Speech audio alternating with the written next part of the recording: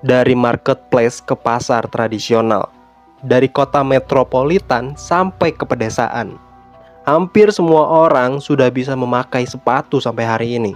Tapi apakah itu cukup berarti? Sebagai kebutuhan primer, alas kaki tentu jadi salah satu aspek penting dalam memenuhi kebutuhan sandang. Tapi pada kondisi saat ini, sekedar memiliki sepatu untuk bertempur menghadapi kerasnya hidup saja sudah syukur. Itu sebabnya sepatu palsu dan impor dari negara lain menjajah negara yang kualitas hidup rakyatnya tidak pernah diperhatikan oleh pemerintah. Negara yang katanya besar dan kuat ini tidak lain dan tidak bukan hanya dipandang sebagai negara konsumen dengan jumlah penduduk yang besar dan dijadikan pasar oleh para kapitalis besar. Khawatir kalau kemerdekaan hanyalah simbolis semata, sedangkan rakyatnya terkungkung oleh regulasi yang tidak pro rakyat, dan kita semua dibiarkan mengkonsumsi sampah fashion dari luar negeri. Kenapa hal itu bisa terjadi? Apakah mereka memandang kita memang layak untuk mengenakan itu semua, sedangkan mereka yang memangku kekuasaan mengeksklusifkan diri dengan high fashionnya? Ajaib. Rakyat dipajaki, rekening diblokir, tanah dirampas hanya untuk memperpanjang fasilitas mewah yang mereka peras. Kita diminta untuk bersyukur oleh mereka yang hidupnya terjamin subur. Jadi apakah ini yang namanya terjajah di negeri sendiri?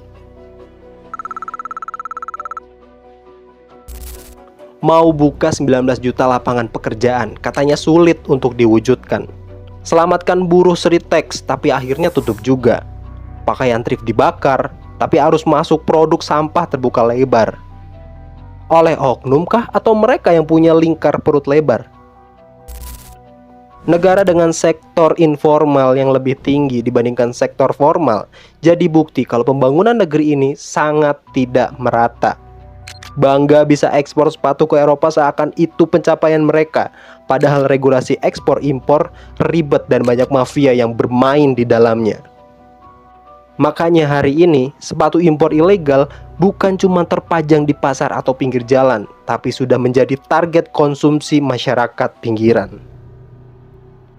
Gak ada penegakan yang serius untuk ngebentuk pasar dan industri yang sehat. Padahal di akhir jabatan presiden kita, katanya beliau ingin 0% kemiskinan. Tapi sampai hari ini hanya sedikit kebijakan yang pro kepada rakyat. Manufaktur gitu-gitu aja, dan jutaan orang masih struggling buat dapetin pekerjaan. Kira-kira kekuasaan seperti apa sih yang ingin mereka bangun?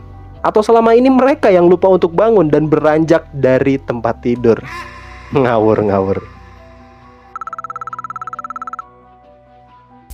Kemiskinan struktural di negeri ini sudah jadi sesuatu yang mengakar, dan sistemnya didesain buat sebagian besar dari kita ditakdirkan miskin dan sulit meningkatkan taraf kehidupan. Kualitas sumber daya manusia yang mudah terpengaruh dan memiliki kesadaran yang rendah jadi santapan para kapitalis besar dengan segala macam bentuk marketingnya. Selain itu, era ini menjadi era yang sangat mudah untuk mempengaruhi orang lain. Budaya FOMO menjadi pelengkap untuk masyarakat middle income trap yang semakin kesulitan untuk meningkatkan kualitas hidupnya. Validasi dan gengsi jadi kepuasan yang harus terisi. Padahal tidak ada yang peduli dengan sepatu hypebeast yang baru kamu beli, bahkan dengan menabung selama 1 tahun lebih, atau lebih parah lagi, pay later. Kita percaya kalau rezeki itu nggak kemana, tapi bodoh dalam mengambil keputusan pembelian. Beli sampah sepatu KW dengan dalih yang penting bahagia karena ekonomi makin susah. Menggunakan sepatu centang dengan bangga dan sepatu lokal sendiri selalu dihina. Padahal sudah diingatkan dengan hal yang benar, tapi selalu mencari pembenaran atas kesalahannya sendiri. Ironis memang. Menggantungkan hidup kepada pemerintah sama saja dengan berjalan tanpa arah. Kesadaran kita sebagai manusia itu sendiri yang bisa membawa kita untuk bisa membuat hidup menjadi lebih baik lagi.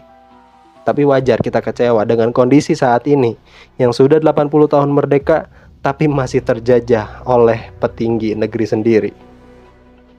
Masalah bendera dikritisi sampai mati, tapi masalah impor ilegal lupa buat diatasi. Jadi siapa yang salah dan bagaimana cara memperbaikinya? Apakah Indonesia emas akan menjadi nyata atau hanya cerita dongeng karangan si tuli dan si buta? Haha.